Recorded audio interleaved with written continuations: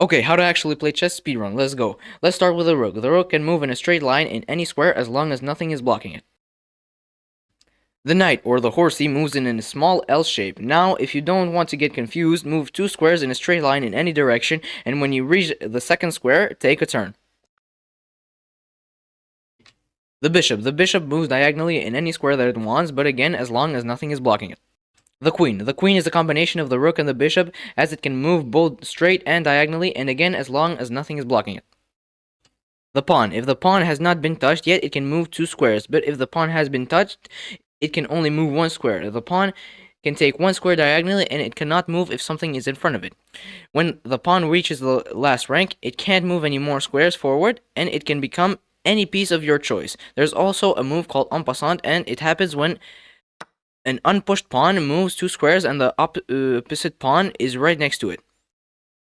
Finally, the king. The king can move in any direction, but it can only move 1 square. The king can also perform a move with the rook called castling, which can be done if neither the king or the rook have been moved. The king moves 2 squares, and the rook jumps over him, passing him just by 1 square. Keep in mind that you cannot castle if the king is in check or goes in check. Now, what is check? Well, we say check when the king is being threatened. So, this is check and this is not a check. And the king cannot go to a square that he is threatened. Now, checkmate is when the king is threatened but he has nowhere to go. That's checkmate and declares the game is over and white or black has won, depending on who got the checkmate. Now, the game can also lead to a draw in many different ways. 1. Neither white or black has material to checkmate. For example, 2 knights can checkmate alone. 2. When white or black has no legal moves, this is also called stalemate. 3. When both players agree to a draw. 4. If the position is the same after 3 moves, then the game is a draw.